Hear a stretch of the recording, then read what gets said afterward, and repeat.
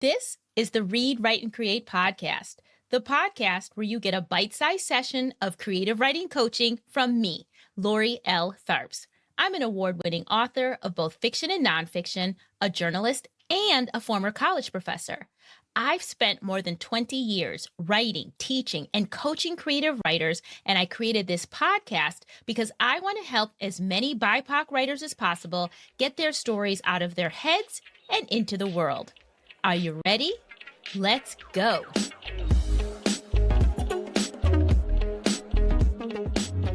On episode 16 of the podcast, I am so honored to have Denene Millner join me on the show. Denene is such a powerhouse in the publishing world. Actually, if I read her complete bio, it would take up the entirety of the show because she has done so much as a writer, editor, and publisher. But just to give you a sample of what she's all about and her illustrious career, I'll begin. Denene Millner is an author, editor, television and podcast host, and journalist. She's authored more than 30 books, including 6 New York Times bestsellers. She is the creator and director of Denene Millner Books, an imprint of Simon & Schuster, and MyBrownBaby.com, a critically acclaimed blog that examines the intersection of parenting and race. Millner started her career as a reporter for the Associated Press and a political and entertainment reporter for the New York Daily News. Millner has written and collaborated on over 30 books of fiction, nonfiction, and youth literature, including co-authoring the books Act Like a Lady, Think Like a Man, and Straight Talk, No Chaser with Steve Harvey. In 2016, Millner became an editor at Bolden Books with her own imprint, Denene Millner Books. 3 years later, Millner moved the imprint to Simon & Schuster. Denene Millner Books publishes titles by African-American authors and illustrators for readers of all ages. Books, unquote. On September 5th of 2023, Denene's debut solo novel called One Blood was released to rave reviews. I mean, I tried to tell you, Denene has done a lot. And during our interview, she walks us through how she went from being a journalist for newspapers to running her own imprint at Simon & Schuster. We talk about the blessings of being able to write across genres, but also what you have to do before you diversify your literary offerings. Denene shares her secrets to being so damn prolific and productive, and she gets serious about how important it is for writers to take care of their bodies. I'm telling you, I'm warning you, I'm promising you, you will be inspired, and you should get ready to take notes because Denene Millner is ready to school you. Welcome to the Read, Write, and Create podcast, Denene Millner. Hey, thank you so much for having me. I'm so excited to be here. Well, I am truly excited for myself, but I'm also really excited for our listeners because your career is so impressive. And I think that hearing your story and hearing how you did the things that you did is going to be very instructive for them. But before we get into unpacking your literary journey, I want you to tell everybody about your brand new debut novel, One Blood. Thank you. I'm so excited about One Blood. I've been describing it as my heart song. It's the first book out of 32 books that I've written that I'm actually writing by myself, the first adult novel. And so it is really some of, I think, the best writing that I've done in my career, and I'm excited about it.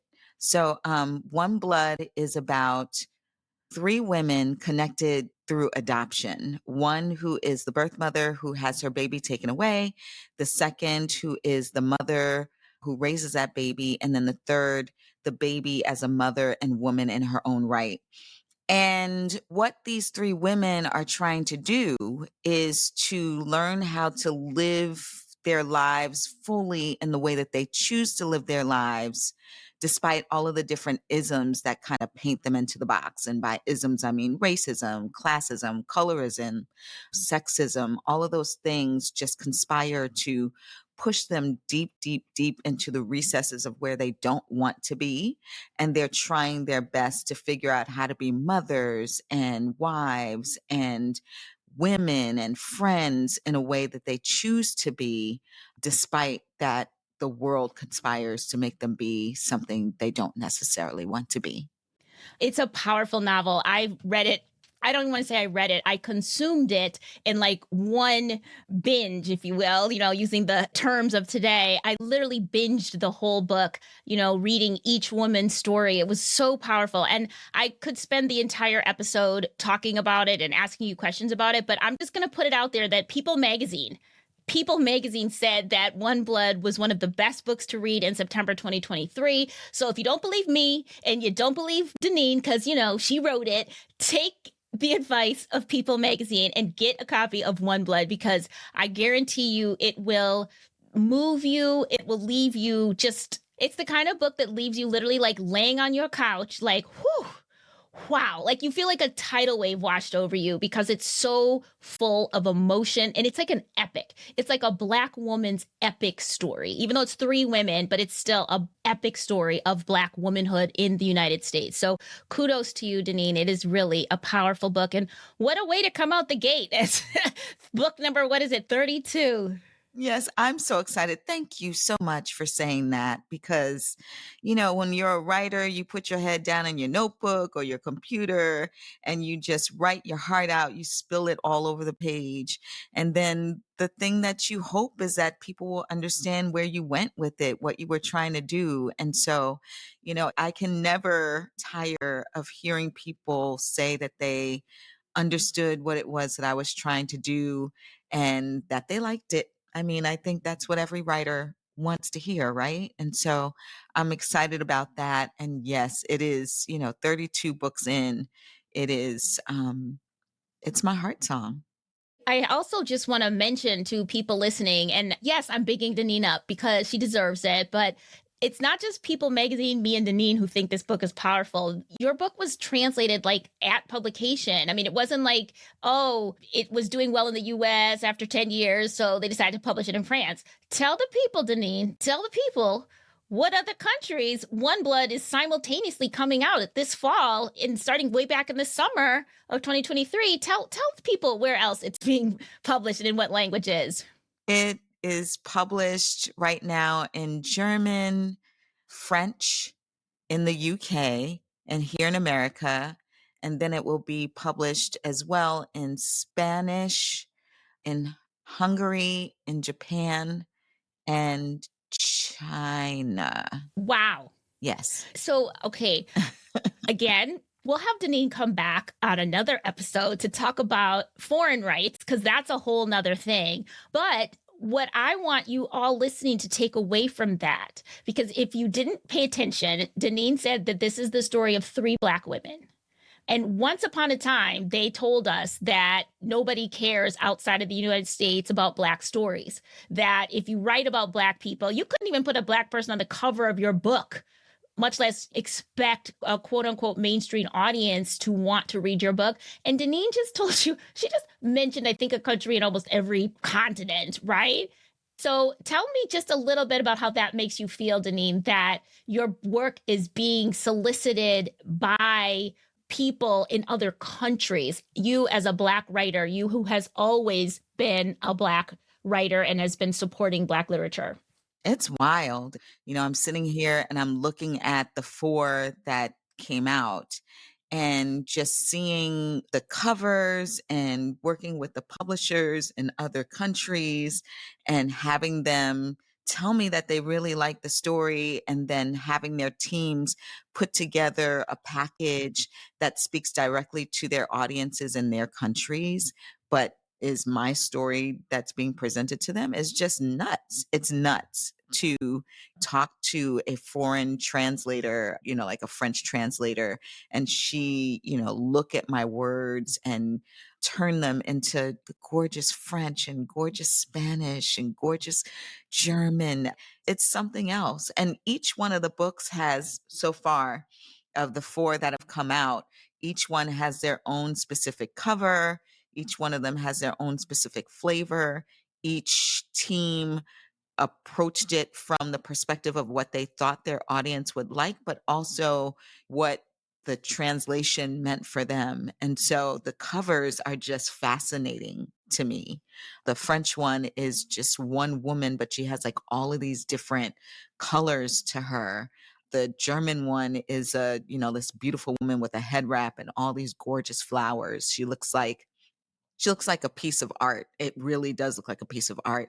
And then One Blood in the UK has its own particular, it's like a face, but it's an illustration and not necessarily a real face. It's like a illustration of a face and it has all these interesting colors. It's just dope. Like it's amazing to see those different kinds of ideas of what they thought One Blood should be presented to the world. And then like to see the media in other countries glom into what I've done. Like I was on the cover of some magazine in Germany, which I'm just like, are you serious? Because I can't even get like the New York Times to like acknowledge my presence. But here I am on a cover in Germany. I think that's wrong and sad that you're in your own country, you're not getting the literary respect that you deserve. But as I sit here in Spain, I am so much more aware of how much bigger the world is. And I'm not suggesting that you shouldn't feel some kind of way that in your own country, your book isn't necessarily getting the media attention that it deserves. But also, I'm like, the world knows your name, Denene. Like, okay, the world knows your name. Like some Hungarian person, okay, a place you may never set foot in. It's like, oh, I love Denene Millner. She is so good. like, like that's bananas, right? They're going to be talking about you in Japan. Like, what else could you do to get that kind of immediate attention? And it's not negative. It's not like, oh, she went viral for some crazy thing she did online. No, your words are reaching people all over the world. You could just sit for a day and let that just soak in. It's crazy. But it seems very fitting for you because you've been in this game for so long. So let's tell the people how you started. I was thinking, as I was thinking about how to unspin or unspool your story, I'm like, well, that's going to take hours. So I'm going to see if you could figure out how to like tell your literary journey. Meaning, I know you started your career as a journalist and now you have your own imprint at a major publisher. Could you tell us, how you went from journalist to publisher with all of your in-between steps, but kind of like highlighting like what made you go to the next place? How did you pivot and keep changing and keep developing and keep evolving in this marketplace, especially as a Black woman when we're not supposed to be able to have that level of growth? Oh my goodness. One of the things that I promised myself as a journalist, or the whole reason I became a journalist, was because I wanted to highlight Black folks in a way that in my generation, when I was younger, we didn't get to see all that often. We were still in a part of our media journey where Black people on the cover of the newspaper were usually being perp walked across it, or they were bouncing a basketball, or they were some kind of celebrity who was in trouble, not necessarily for doing good things. And so it was still an event to sit down and watch a Black television show. And so, like I know I'm dating myself, but that was my reality. And so when I decided to become a journalist, it was with the idea that I would shine a light on the beauty and humanity of us. That was always my goal from age 17 when I got my first paycheck for writing from Black Collegian Magazine, for writing some story for them, an assignment I got from being an intern at the National Association of Black Journalists Convention. So Black people have held me in the media space. And I've always made a point of training my pen and my lens, my computer, whatever thing that I'm using on us. And I was told very early in my career that I was making a huge mistake in doing that because people didn't respect or care about stories about Black people. And, it was mostly white men telling me this, some Black people, and, white women telling me this. And I just never subscribed to that. I always felt like covering Black people was no different from covering, I don't know, the tech industry or doing the cop beat or covering fashion. It was like, it's my beat. My beat is Black people. And so that's what I want to do. So I walked into the Associated Press with the idea that I would learn how to be a journalist and also learn how to and enjoy writing about Black people. And that served me well as a news reporter, then as a political reporter for the Associated Press. And then my work that I did for the Associated Press, I was covering politics, but I was focused on telling Black stories. So I think one of the big stories that I did for the Associated Press was New York at the time under Governor Cuomo had a law in place that said that 20% of all contracts had to go to minorities, and minorities air quotes because that's what we call Black people back in the day. And I did a study of these rest stops up and down the New York State Thruway and found that less than 1% or something ridiculous were contracted by Black folks. And that became a huge story. And then I somehow found the men who were accused of killing Malcolm X and interviewed two of them for the Associated Press. And that became a big deal. And so the Daily News saw my work and they invited me to come and be a political reporter for them. And I went to the Daily News. I covered Giuliani, which was interesting in and of itself. And then because of the things that I was writing there, I got kicked out of the political bureau and shuffled into entertainment. It was either write entertainment or don't have a job because Giuliani literally, I got called to the main office and reamed out by the editors for the way that I was writing about Giuliani and almost lost my job. Oh, wow. They were like, "Mm-mm, we can't have you doing this, talking about the mayor like this or pitching stories like this or shining a light like this." And so they truly were like, you can either leave or you can go to entertainment. So I went to entertainment and I covered Black people in entertainment. And, like at the time, the Daily News was like the sixth largest newspaper in the country. And a good 75 to 80% of the people who read the newspaper, they didn't want to admit it, but they were people of color in a Black ass city, New York City. And so when I would write about Denzel Washington or Love Jones or Jay-Z or Donny Hathaway, people liked the stories because nobody else in the city was writing about the people that I was writing about. And Black folks wanted to hear about Jay-Z. They wanted to hear about Destiny's Child. They wanted to know who Wu-Tang Clan was. And you weren't going to get that in the Times. You weren't going to get it in the Post. You weren't going to get it in Newsday, really. There was a couple of people at Newsday who would write stories like that, but they were gone by the time I got to the Daily News entertainment section. And so I just carved out a space for myself in mainstream media by being the person who covered Black folks. And how I got into writing books, I wrote a story one day for the section in the Daily News called Thursday. It was spelled Thersday. And it was like the women's section of the week on Thursday. And there was this book out called The Rules. And it was like these two white women who were telling women how to regress back to like the 1940s to figure out how to get a man. So it was like, don't accept a date unless he asks you out 3 times, or don't talk too much on a date because, like nobody likes a chatty woman. And so I wrote this story basically saying that Black women would never be able to get a man with these rules because Black men would never go for it. And it was a cover story in Thursday. My editor at the time, her name was Orla Healy. She created this fake book, a mock book for the cover, and had one of my coworkers, Nick Charles, pose in a Superman suit. And the book cover said, "Rules for the Sisters, Can Black Women Find True Love?" And everybody thought that this was an actual book. So I come sauntering into work and I've got 14 messages on my voicemail, 12 of them from women like, "Girl, I went to Barnes and Noble. I went to Walden Books. I done been everywhere looking for Rules for the Sisters. Where is it?" And I'm like, what are these people talking about? So I look at, and I'm like, oh, these fools are looking at, they think this book is for real. And then the 12th came from an editor at Ms. Magazine who said, like, we really like the way that you write. We'd love you to freelance for us. And then the 14th one was from an editor at William Morrow saying, I really love what you wrote. I think it's a book.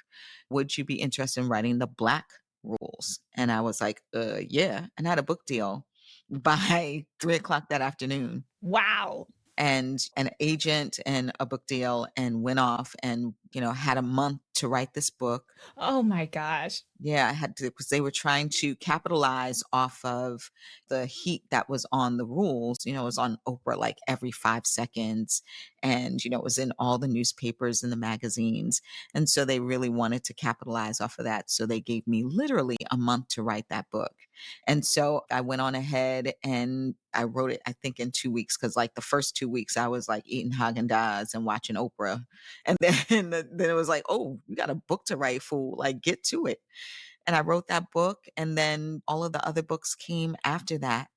I switched from the Daily News to being an editor after the Daily News clowned me. I wanted to not write anymore. I wanted to be an editor. I felt like conceiving my stories. I had helped put Thursday, that section, together. My editor went off to be a magazine editor somewhere. I think she went to InStyle.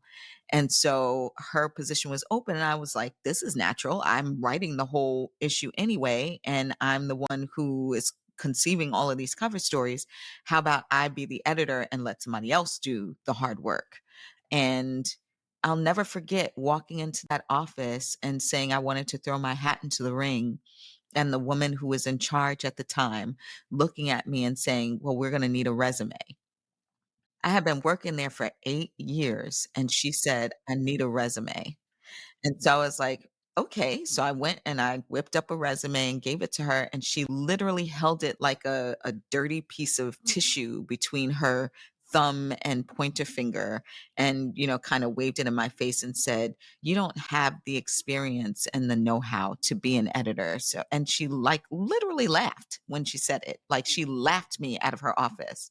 And so I knew I would never, ever progress at the Daily News, that the only thing they saw in me, and I don't know if it was because I chose deliberately to write about Black people, but the only thing they saw from me was to be just a reporter answering to all these people who knew nothing about the culture that I was covering, but, were quick to accept the accolades when I would get on MSNBC and I would get on WBLS and Kiss FM, and people were following my work at the magazines and all the other newspapers.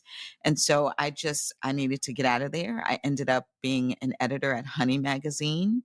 And there, I walked into the office and people really understood, like there was a frame of reference that we all gathered around. We didn't have to explain ourselves. We didn't have to explain who Aaliyah was or who Erica Badu was or the importance of Donny Hathaway or the genius of Stevie Wonder. We all kind of, that was a given.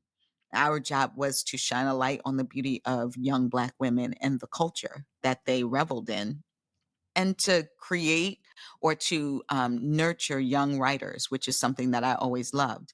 And so I worked at Honey, and then the editor in chief went to be at People magazine, and a whole bunch of people followed her. So I was like, this feels like a sinking ship. Let me get the hell out of here. And I went to Parenting magazine. I had two young kids, and I wanted really to know how to be a good mother to them. And so parenting just made sense to me. And plus, they were paying me a whole bunch of money. And it was a big sort of switch from what I was doing in my career, but it was an interesting place to be. And I got to be the voice of Black mothers there and kind of, explain to everyone that you can't just write about Black mothers in February as if that's the only time we raise kids. Like, like we raise our children with intention. We love them with abandon. And the way that we do that may be a little different from the way that you do, but that is worthy exploration. That's worthy of talking to. And so by the time I got to parenting, I think I was on like book 10 or something like that. I'd written a bunch of books with my ex-husband. I wrote a couple of books with two of my colleagues at Honey Magazine, Angela Burt Murray and Mitzi Miller. And I don't like calling them colleagues is just like a really rudimentary way of saying like, those are my homegirl, like those are my girls. And we wrote two amazing books, one of which was The Vow, which was turned into a television movie, right, called With This Ring. And then I worked at parenting for 3 years and just decided I don't get to see my kids in the way that I want to see my kids. I'm not raising them the way that I want to raise them. I can't afford to live here in New York City, or we were living in New Jersey at the time.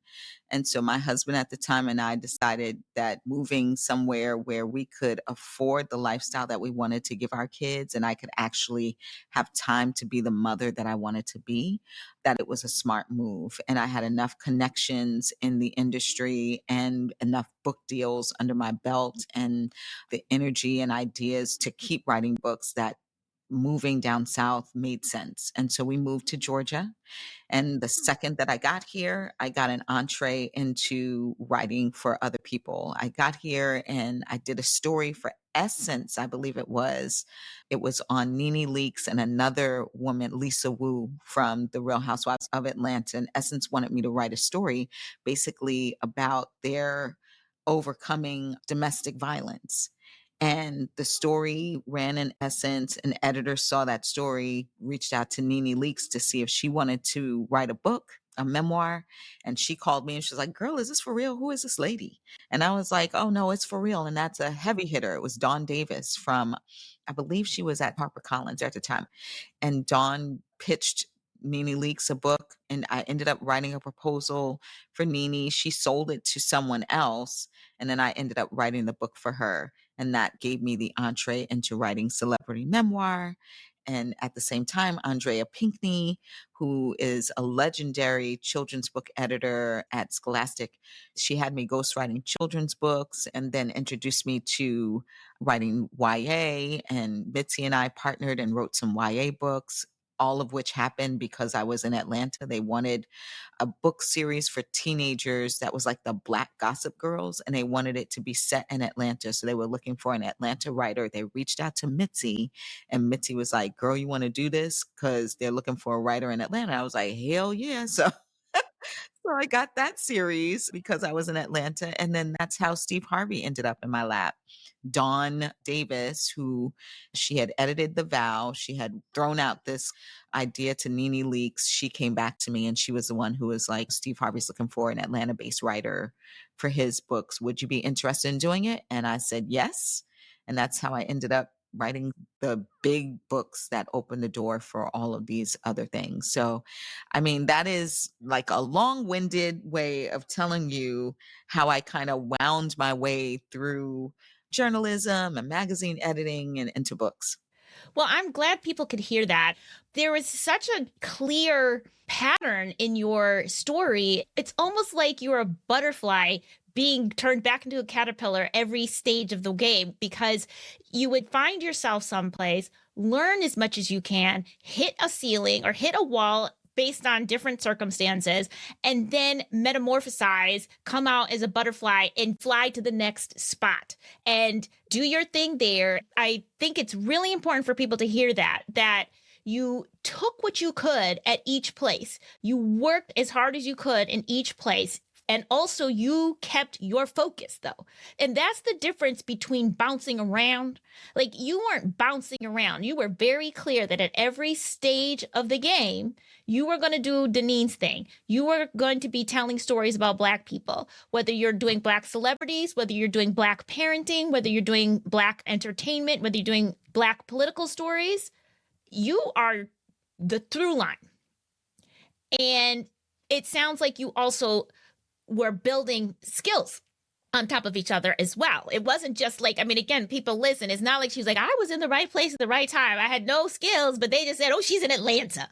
No, you had this background and these skills that you had built up that it was natural for somebody to say, because like this one story, they said, oh, you can do that kind of story. Do you think you could do this? Oh, you did this type of, do you think you could do this? It's almost like you can see the layers of your growth.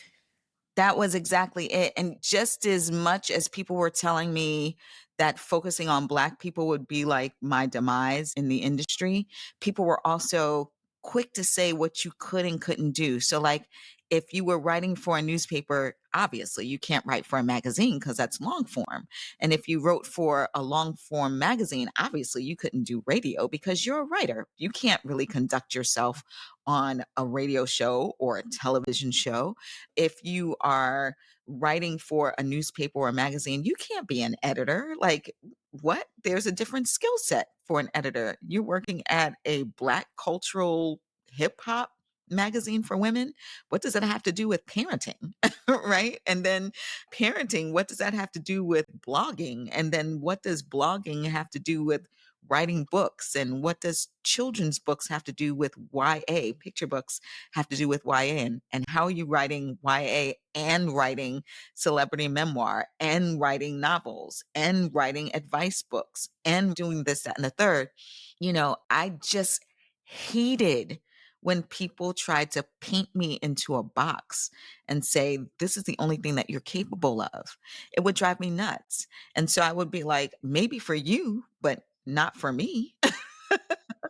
It's funny because everybody that I bring on this show has had a long career. I mean, that's, who I'm bringing on here because I want people to get their advice from people who actually know and are not just theorizing. But that's something that's actually been a very interesting through line from everybody who's been on, is that nobody who's had a long career in the publishing and writing world has done one thing. They've all done multiple things. And yet, so many times when emerging writers are going to like an MFA program or any kind of educational writing program, they're often told, choose one thing, do poetry, do fiction, or do nonfiction. It's very rare where you're going to be able to get some quote unquote education where you're like, we're going to have you practice all three of those things. But what do you tell people who are like, oh my God, like I love fiction, I love nonfiction, I want to do it all?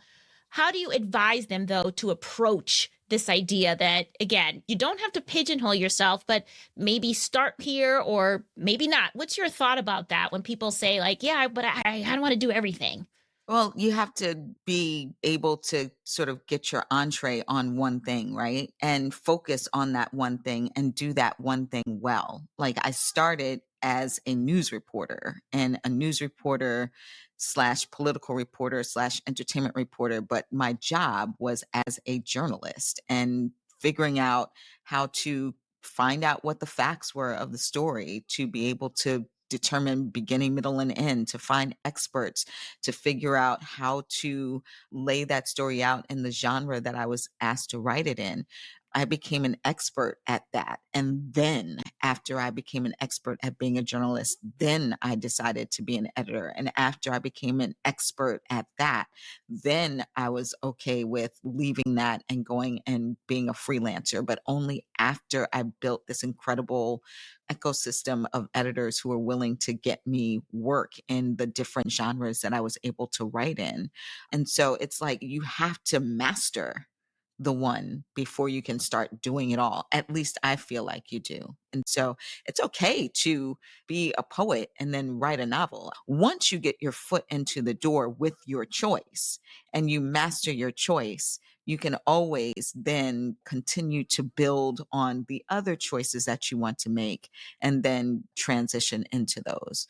But if you're getting your foot in the door, you need to focus on the one. Absolutely. I agree with that 100%. Switching gears just a little bit, you just gave us this great kind of timeline of how your career evolved.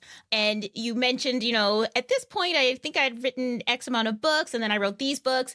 But it sounds like you were often doing more than one thing at a time. And you didn't mention My Brown Baby, where you also launched an entire Black parenting blog slash website. I want to talk to you about time management in terms of juggling maybe a blog and your writing projects, or something like writing a book in a very short amount of time and having two kids. What was your method for time management to get that work done? How did you manage that? I had a full-time job and 3 kids when I was writing the first 10 books because my ex-husband has a son with his first wife, and he came to live with us when he was 14 when we moved down south. So I had 2 little babies, a full-time job. I would freelance still. In addition to writing for the Daily News, I would write for, like, Vibe and Essence and Ebony and magazines like that. And then I would go and do drops for MSNBC and CNN, and VH1 was a huge thing. And then go home and feed my kids and sit down to dinner with them if I could, if I didn't get there too late, and then put them to bed, and then get my computer or sit at the computer and write. If I had a deadline for a book or a deadline for a freelance article, I would sit down and write until I couldn't write anymore, go to sleep, and then wake up a little earlier than the girls and try and get that done. So it was a huge juggle. When we got down south, it was a little bit easier just because by then my kids were old enough to be in school. So I had like a chunk of time from like 8 o'clock, 8:30 to about 3 that I could focus on whatever it was that I needed to focus on. And at the time, I was divvying everything up in chunks. So it was like, I will spend 2 hours writing or reporting this freelance story. I will spend 2 hours researching or doing notes for this book. And then I will spend however much extra time I have getting some writing done or making phone calls or trying to get the next deal or getting the next freelance assignment. I was very organized in that kind of way. And to this day, I have a whole list of things that I have to do. I have every day I do something called top four now. And in top four, I put the 4 things that I must get done today. And if there are 7 things that I need to get done, that's in another list, but I will take the top 4 off of that must get done today, and I will methodically work through those top 4 until I'm finished.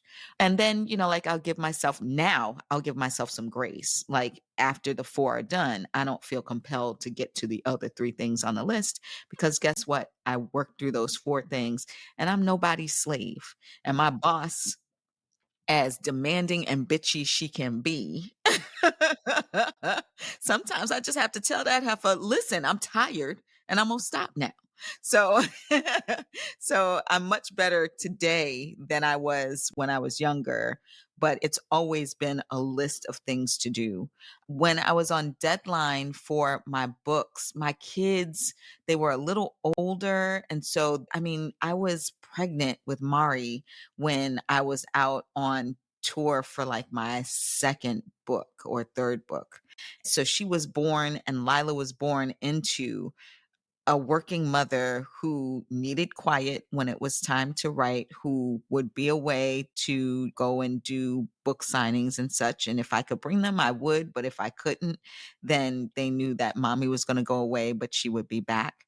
And just figuring out how to juggle the kids, the husband, the freelance, the work that I created for myself with my brown baby, which in the beginning was an effort of love and just sort of a desire to create a space for Black mothers to talk about Black children, but eventually grew into like this business that sustained me and my family for a couple of those hard years where, like I didn't get a book deal.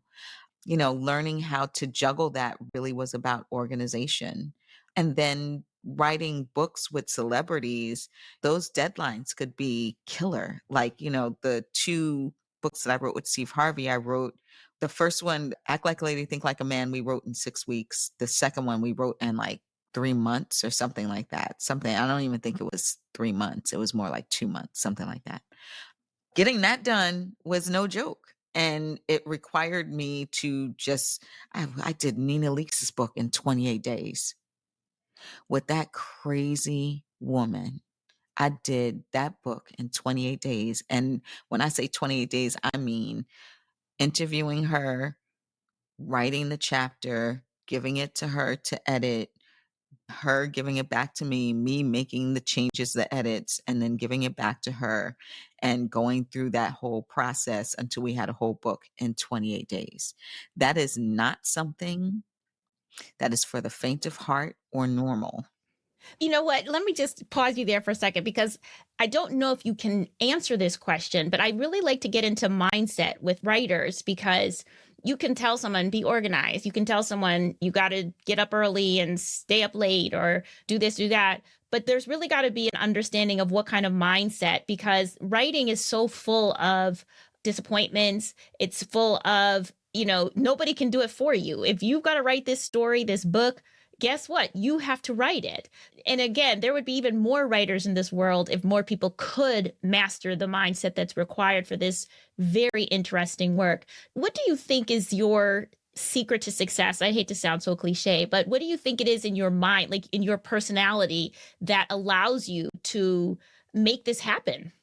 This is my job, right? Like, it's not just something that I love to do. I do love writing. I love storytelling. I love being able to put words on a page. I love being able to do that in the comfort of my home in a notebook or a computer. There are people who feel like writing is, like just the dream. It's the dream job to be able to just sit and think and pontificate on specific things and then write pretty flowery words on your computer. This is my job. This is how I put food in the refrigerator. This is how I pay tuition. This is how I pay my mortgage and my car note. This is how I make sure that my dad is taken care of. And when you have a job with responsibilities, you do your job and you do your job well. And I like really pretty nice things. I do. I'm not even gonna lie. I do.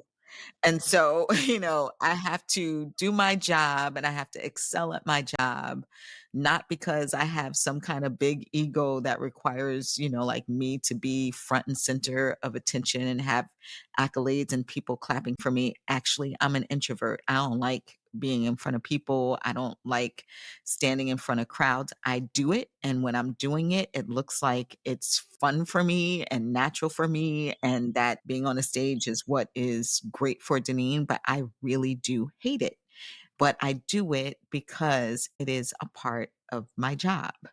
And this is my work. I approach my work no different from the work ethic that my dad had being a mechanic at Intamins, or the work ethic my mom had when she was quality control at Estee Lauder.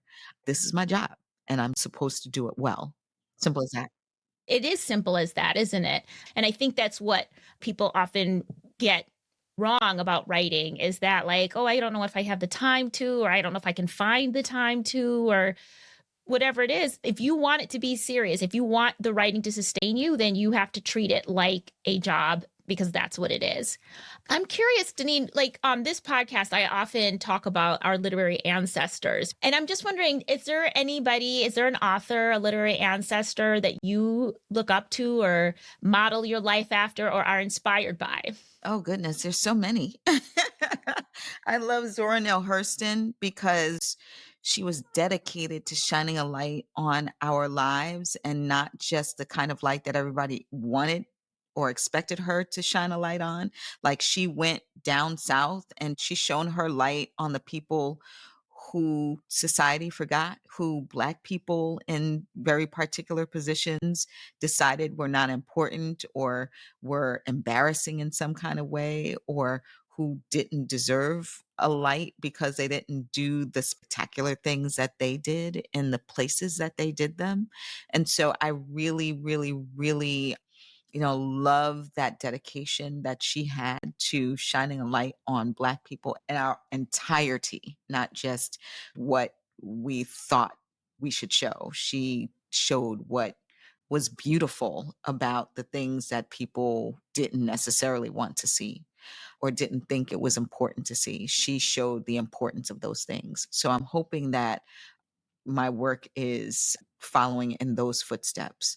I love Toni Morrison, and I know that sounds super cliche, but I love her because she's unapologetic about saying, I'm writing for Black people and I'm writing about Black people, and I really don't give a good goddamn what you think about that. If you think that I should be writing about white people in some kind of way or making this accessible to white, I'm writing for Black people. And you all are invited to come along for the ride and look at what I'm doing and figure it out and use that as whatever reference point you need to use for whatever it is that you're trying to do. But here's what I'm doing. I'm writing for Black people about Black people. And I love that because, for the longest time, I was told that that was just not the wise thing to do. And here's Toni Morrison coming along and saying, oh, no, absolutely, that's the right thing to do.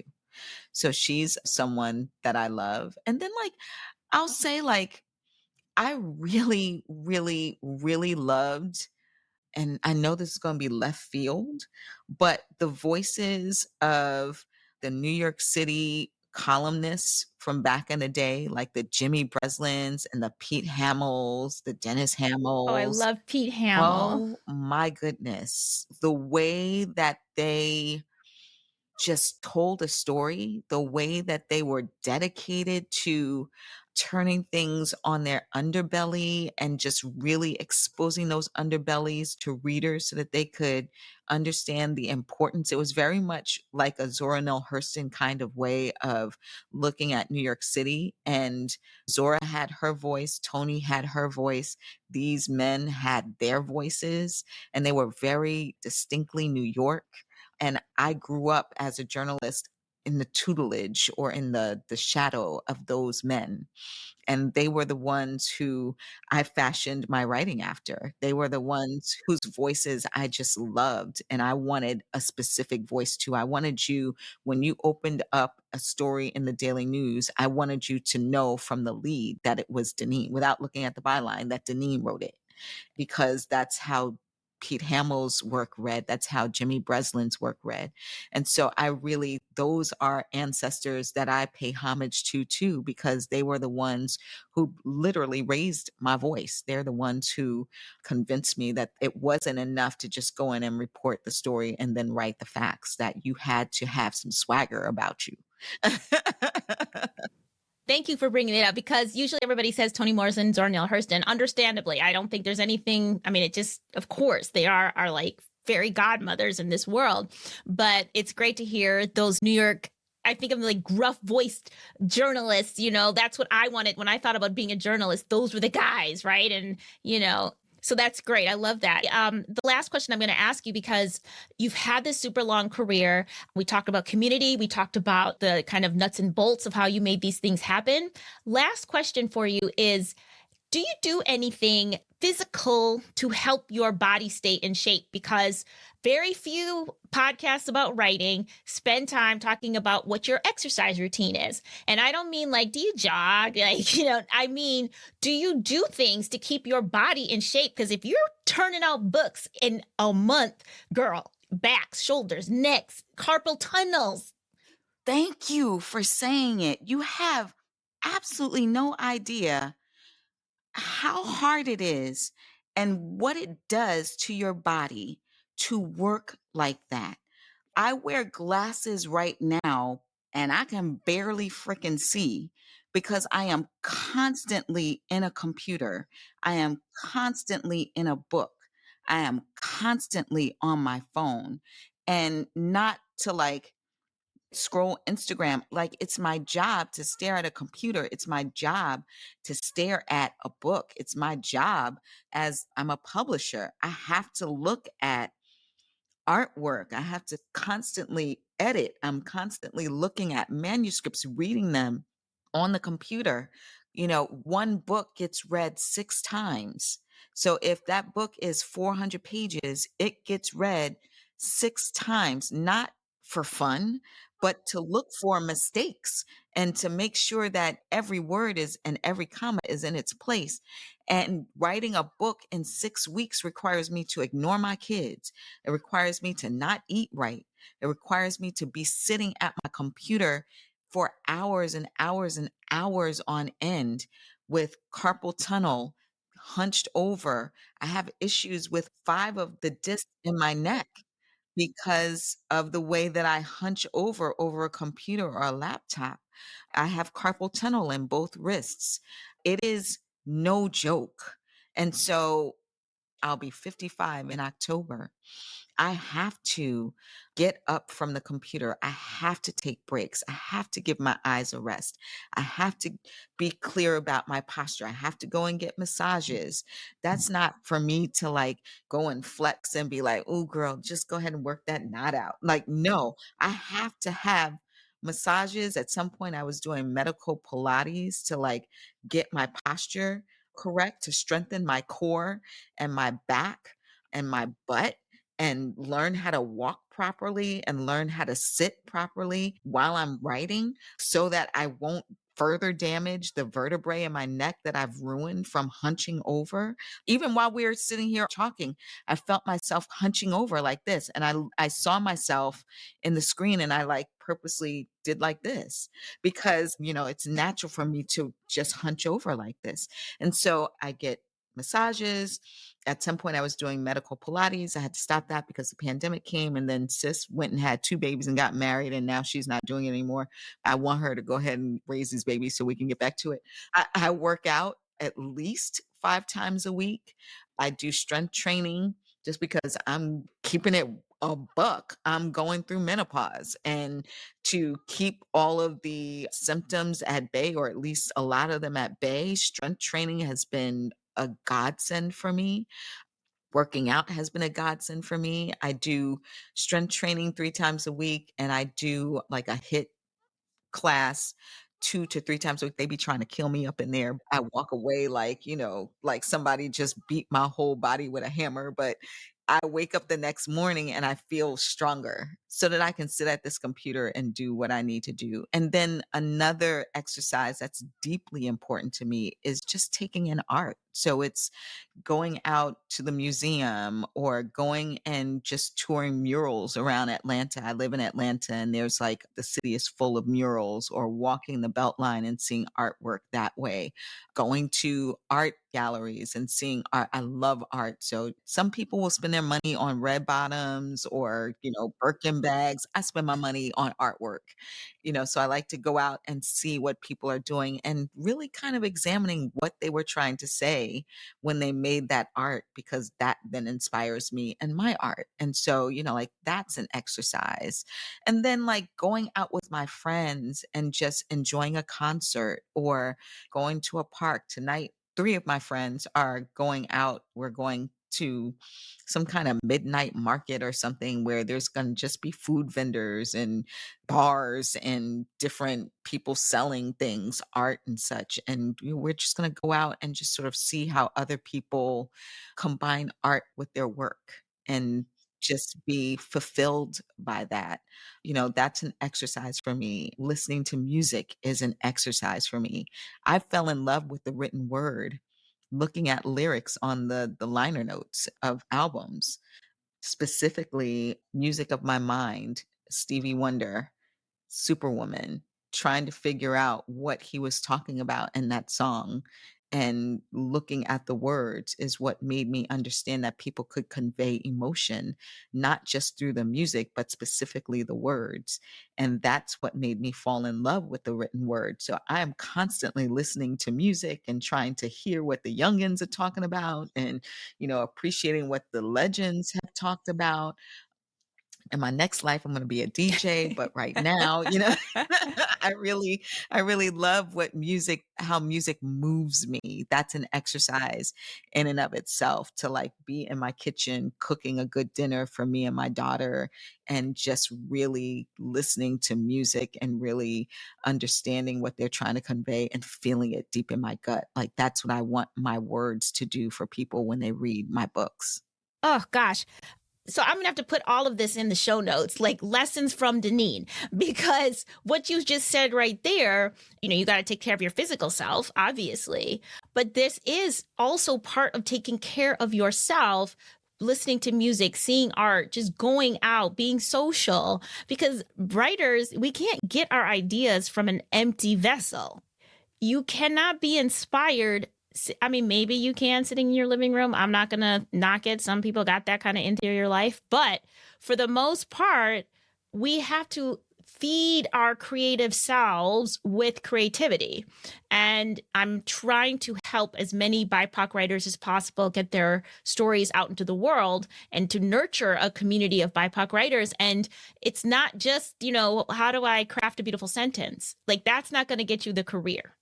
Right? Maybe that's going to get you a beautiful sentence. But if you want the career, if you want to write 32 books like Denene Millner and have your books come out and be picked up and translated into 17,000 languages, you've got to live the whole life, the whole life. Denene, you have given us so much wonderful inspiration and information. Honestly, I need to have you back though, because there's like 7 things I want to deep dive onto. So maybe you can be our first repeat guest, right? I'm with it. Just let me know, I'm there. We didn't even talk about your publishing imprint. That's what I mean. I got to bring you back. We'll talk about how to run your own imprint. That's going to be Volume 2 with Denene Millner, How to Run Your Own Imprint. I'm ready when you are. Awesome. So thank you so much, Denene. Before I let you go, though, can you please tell everybody where they can, find OneBlood, find you, find your imprint, because Denene is publishing some of the best books for young people, honestly. So tell the people where they can find all the things you do. Yes. So you can find all the things that I do on DeneneMillner.com, DENENE, M like Mary, ILL, N like Nancy, ER.com. I'm also on social media at My Brown Baby, pretty much everywhere. On Facebook, it's Denene Millner. I'm mostly active on Instagram and sometimes Facebook. And you can buy OneBlood anywhere books are sold, including France and Germany. And all of the links for Denene's stuff is going to be in the show notes. Denene, thank you so much. And, keep your email open because I will be inviting you back on the show. Thank you so much for having me.